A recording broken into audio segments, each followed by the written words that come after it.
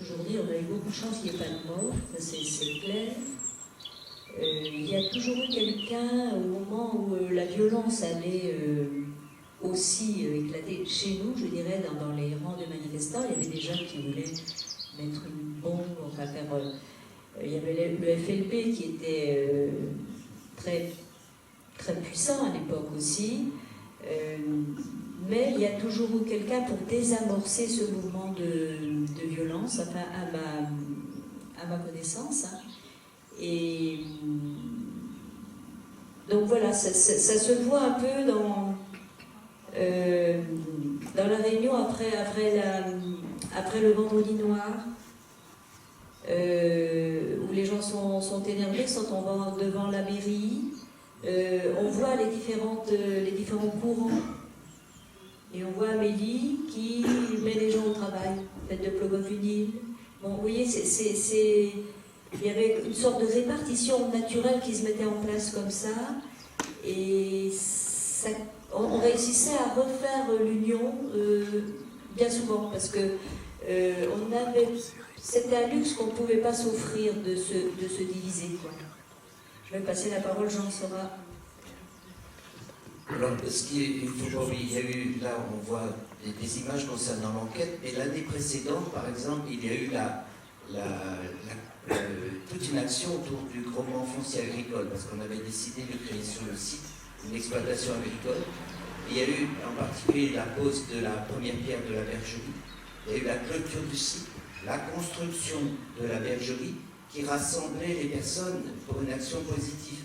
Donc tout au long de la lutte, on essayait il y avait bien sûr ces actions violentes pendant l'enquête, il y a eu tout le mouvement qui s'est déroulé auparavant, un apprentissage d'une lutte non violente. Et pendant l'enquête elle-même, donc avec Annie Carval, par exemple, qui était présidente du comité de défense, on appelait régulièrement les manifestants à tempérer leur violence. D'autre part, Plogoff, le maire de Plogoff, tenait à ce que la population de Plogoff soit maîtresse du processus. C'est-à-dire que ça pouvait choquer les personnes qui venaient de l'extérieur, mais il était important qu'ils soient maîtres de la lutte, et la population a vraiment participé et puis tempéré les actions. Alors, il y a eu je vais citer une autre anecdote. Par exemple, il y a un CRS qui a été capturé par des manifestants une soirée, il passait une soirée dans une boîte de nuit. Et puis il a été conduit à la Pointe du Raz, et là il a été déshabillé, puis on lui a dit que c'était la dernière cigarette, pour lui faire peur. Bon, mais on peut en rigoler, mais il y a eu une réunion quelques jours après à la salle Plogoff qui rassemblait la population, et puis les personnes, on peut en rire actuellement, mais c'est important que ce genre d'action ne se développe pas. Et bon, je sais que j'ai été intervenu pour dire que ce genre d'action, je ne les approuvais pas du tout. Donc il fallait que les personnes qui soient responsables de la lutte sachent arrêter, qu'on ne dépasse pas les limites. Et c'était important. Et on savait très bien que ça peut déraper, mais ça n'a pas dérapé, c'est une chance. C'est aussi parce qu'on était persuadés, la plupart des comités de défense, les Arabes dont je faisais partie, qu'il fallait garder un caractère non violent à la lutte et de ne pas entrer dans une provocation, parce que si on entrait dans une provocation, on était perdu. Il y avait bien des personnes qui étaient autour de nous, qui participaient à la lutte, qui étaient des gens du pays, et s'il y avait eu violence, eh bien, ils n'auraient plus participé à la lutte. Moi, j'avais une question sur les images où on voit des qui tirent qui sont à tir tendu sur les manifestants. Et qu'est-ce qu'ils tirent? Des balles en caoutchouc ou des grenades lacrymogènes? Il y avait pas mal de grenades offensives également. Offensives, ouais. Je peux le dire parce que un soir, le directeur départemental de l'Ouest-France avait appelé le préfet en lui disant Monsieur le préfet, aujourd'hui il y avait 65 grenades lacrymogènes qui ont été tirées Et ça commence à... ça devient très dangereux, quoi. Et le préfet a dit, ben non, ce n'est pas possible. Et... j'ai dit lacrymogène, non, offensive, effectivement. Offensive, d'accord. Je me suis trompée. Offensive. Et le préfet a dit, ben non, ce n'est pas possible, mais je vais faire une enquête. Et il a rappelé en disant, ce n'est pas 65, mais je crois que c'était 75, là. Depuis, on m'a dit qu'il y en a eu plus certains jours. Donc, effectivement, on a eu très chaud, c'était vraiment c'était violent. C'est vrai que les images dégagent une atmosphère de guerre.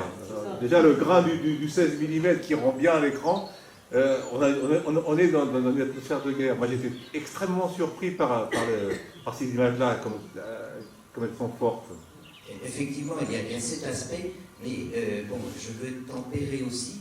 Il y avait une atmosphère de fête aussi. Oui. Parce qu'il y a tous bon, vous voyez, il y a eu des manifestations avec les anciens combattants, le cercueil, vous avez vu. Oui. Donc, il y avait des gens, l'imagination était au pouvoir, si on peut dire. Et pendant on est frappé par ces images, mais il y avait tout l'autre contexte qui permettait finalement de respirer aussi. De respirer.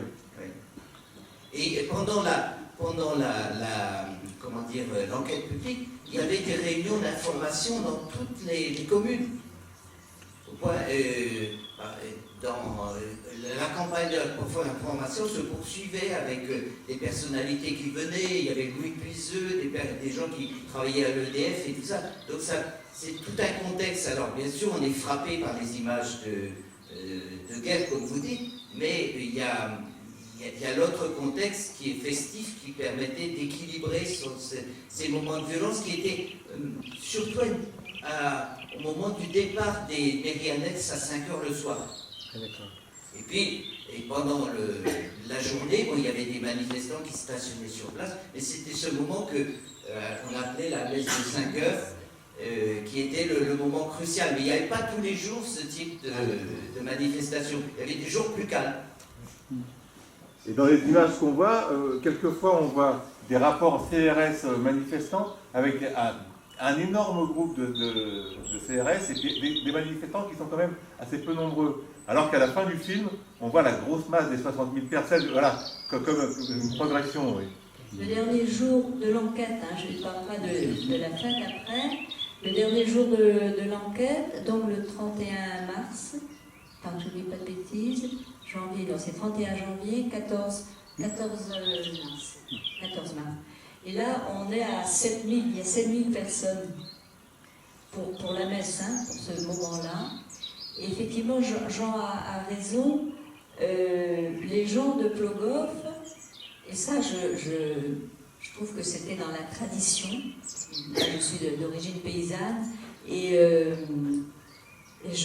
voilà, c'est ce que j'ai connu dans les moments durs, il faut faire la fête. Et chacun le faisait. Il y a les gens qui sont... Il n'y avait pas de chef à Plogoff, comme dit le gars que j'interviewe, mais il y avait des gens qu'on voyait évidemment forcément, Jean-Marie Le Maire, on le voyait davantage, ou Amélie, ou Annie. Mais en même temps, il y avait tout le monde qui participait, chacun à sa façon.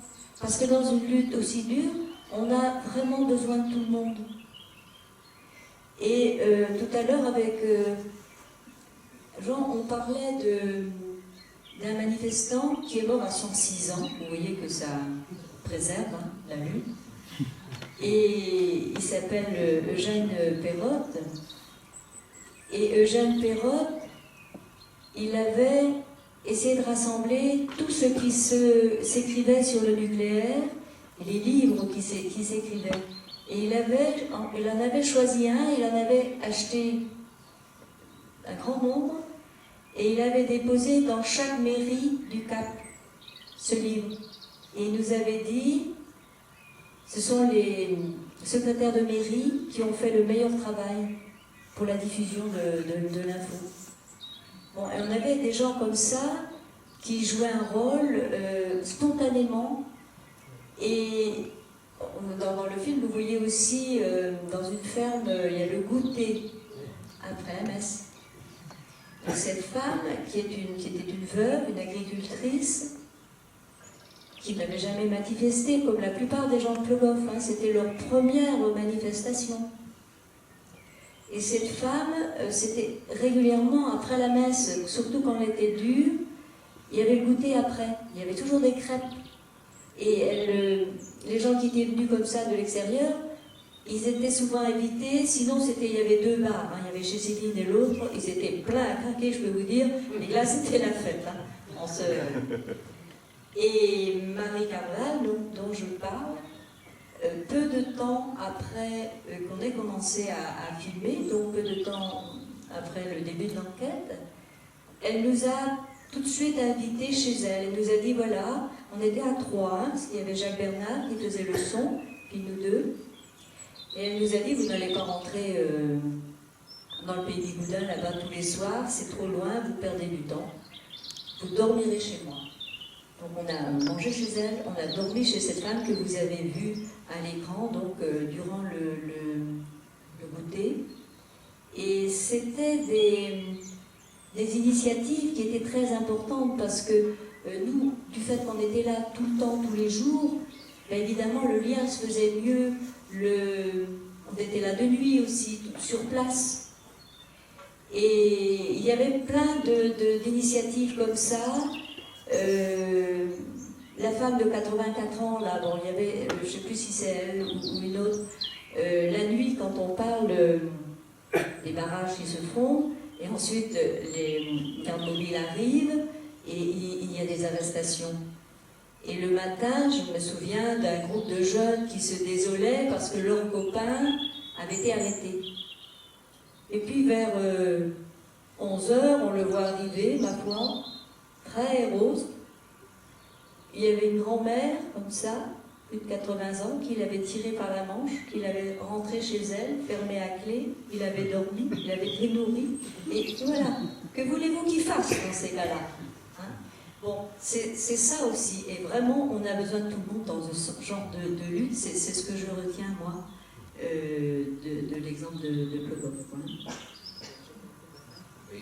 Bon, des anecdotes assez drôles, c'est mon oncle qui habitait juste en face du séminaire, à 4h du matin, il téléphonait pour dire qu'il sortait du séminaire. Il se mettait en poste à partir de 3h30 pour voir quand est-ce qu'il sortait. Et donc, par rapport à ce qu'on disait, il y a des liens qui se sont tissés. Il y a des personnes que je vois dans le film, des liens très personnels qui se sont tissés au fil de la lutte. Et pas immédiatement. Hein. Moi, j'ai eu un lien très fort, en particulier avec Jean-Marie Carloch, le maire de Plogoff. Quand il m'avait donné sa confiance, au début, il a été très réticent pendant près de 2 ans. Il disait, bon, on était un peu les écolos à l'époque, par rapport, parce qu'on était des militants, on n'était pas de Plogoff. Moi, je n'étais pas de Plogoff, j'habitais pas Plogoff. Et puis, un jour, eh bien, la confiance était donnée. Et puis, ça a permis donc, de faire vraiment de la lutte,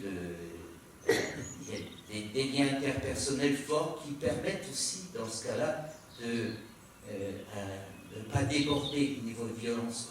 On connaissait toutes les personnes. Là. On disait, Nicole et moi, bien des personnes qu'on voit dans le film, actuellement, la plupart sont décédées. Donc, on témoigne aussi par rapport à ce qu'ils ont fait ensemble, ce qu'on a réalisé ensemble.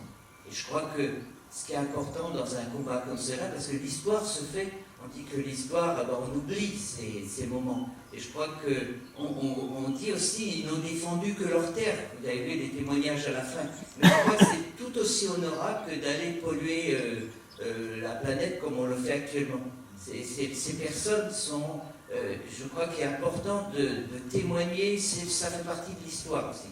Et c'est la raison pour laquelle, je continue, Nicole, Félix continue à témoigner. Je crois que c'est aussi important que de parler de l'essor du pétrole ou bien de toute la civilisation technique que l'on connaît.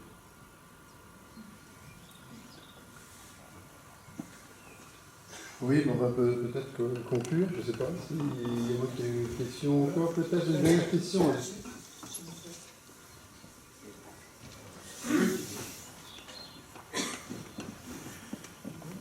Oui, je fait 600 km pour voir ce film sur la lutte magnifique des gens d'Erdemel, de Fogoff et d'autres villages. Ça réconforte et ça donne beaucoup de chaleur au cœur pour les gens qui, comme moi, continuent à lutter contre le nucléaire. Je suis membre de la coordination anti-nucléaire du Sud-Ouest. Et donc, j'avais pendant des années envie de venir ici, ben voilà.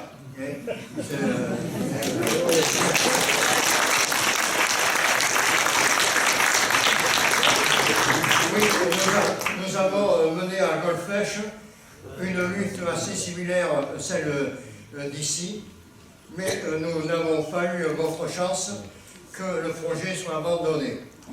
Petite consolation, la centrale est prévue pour 4 réacteurs, il n'y en a que 2 qui se sont faits. Aussi, vous les Bretons, vous avez aussi eu la chance de ne pas connaître 81. Et justement, avec la chance que vous avez eue de voir les 2 projets à Fogoff et à Erdemel abandonnés. Et alors nous, on a subi le plus dur, ça a été cette période de 81, où on a vu des choses vraiment écœurantes, et la majorité des conseillers généraux, des conseillers régionaux et des maires étaient contre la centrale, et en 81, ils ont presque tous tourné leur main. Dont un certain monsieur Bailey, je ne sais pas si vous connaissez, oui, patron de la Dépêche des Midi, qui a écrit l'inverse, il écrivait en 80. Et le journal continue à mentir, en particulier sur Siemens. Bon. Donc là, ça a été très dur pour nous. Et on a subi aussi en 81 une répression, et vraiment avec incendie de la rotonde qu'on avait construite, c'était un lieu symbolique. Des camarades passaient à tabac toute la nuit dans les commissariats, et j'en passe. Je terminerai en disant, bon, la lutte maintenant, même si dans les années 70, la lutte était dure, mais maintenant, elle peut être même plus dure. Parce que, d'abord, l'information est totalement verrouillée, et les agriculteurs sont manipulés par 2 syndicats, la FNSEA et la coordination rurale, qui les font marcher comme des petits soldats. Les citoyens sont chloroformés par leurs élus, la plupart ricou, et par les médias qui racontent n'importe quoi, et aussi, et c'est ça le drame, par l'administration. Là, on a vu que les hauts fonctionnaires, les préfets, les juges et tribunaux administratifs n'appliquent pas la loi de la République. Je terminerai en disant, on a eu un camarade qui s'est fait tuer à Siemens par une grenade, et donc vraiment la lutte continuera à se durcir, et que ce soit dans le nucléaire ou dans d'autres projets. Merci beaucoup.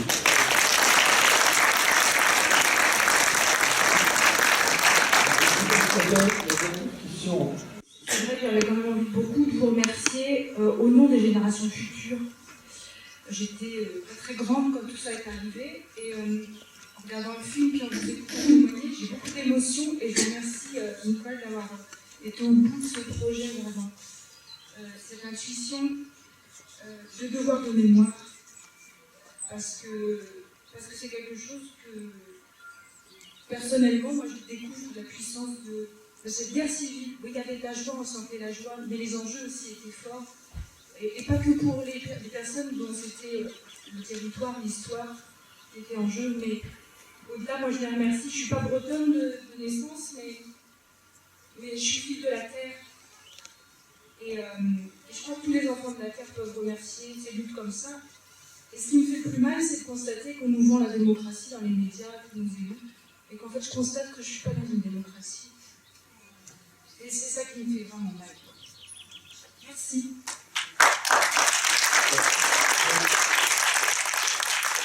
Je propose que donc Nicole, Félix, et puis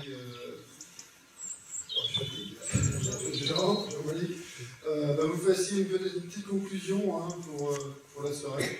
Et puis je vous invite, parce que la fête, c'est pas simplement dans la salle du cinéma. La Rivière, qui nous accueille ce soir, c'est aussi à la Criée. Et à propos de la Criée, s'il y a des gens qui veulent aller au Fest-Noz, gardent leur billet et ils ne paieront que 3 € pour rentrer parce qu'ils n'auront pas fait la première partie du Fest-Noz. Et ils vous attendent avec impatience. Et à boire. Alors on va être très bref, le Fest-Noz n'attend pas, on danse déjà. Je vous remercie vraiment d'être là. C'est vrai que je ne pensais pas que ce film aurait duré aussi longtemps, on l'a passé vraiment partout. On a eu des contacts vraiment très chaleureux. On l'a passé dans les prisons, on l'a passé chez des gens en difficulté, on l'a passé dans les îles, on l'a passé à l'étranger. Et on l'a passé devant des jeunes où le débat a duré jusqu'à 4 h du matin quelquefois. Donc c'est vous dire que voilà, c'est quelque chose qui... On a été très récompensés en fait, des efforts qu'on a faits, des risques qu'on a pris. Et bon, je voulais remercier ceux qui ont démarré et donné le coup d'envoi à ce mouvement. Et je vais passer la parole à Jean qui a certainement une conclusion. Merci beaucoup.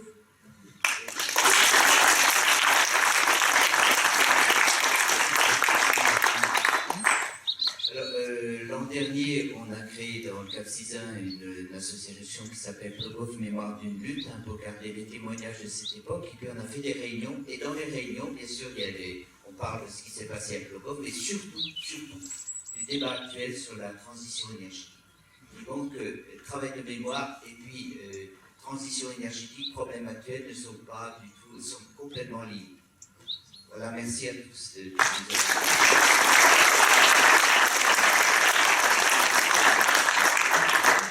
Donc pour finir, avant le Fest-Noz, donc on vous donne rendez-vous demain à 14 h ici même donc pour le film sur Erdogan, avec des témoignages de personnes présentes ce soir.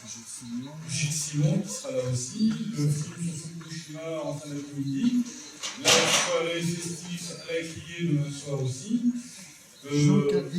Jean Cargris, le clown atomique, on le voit vraiment dans le film, là. On le verra aussi demain dans le film sur Erdogan, donc il sera là demain sur la scène. 19h. Le film de Jean-Paul Jaune, bien sûr, dimanche, la Vélorution dimanche matin. Et puis le débat sur la... Et ce que dit Jean, c'est on doit aussi parler de la transition énergétique. C'est en lien avec ce qui s'est passé il y a 40 ans. Voilà, bonne soirée.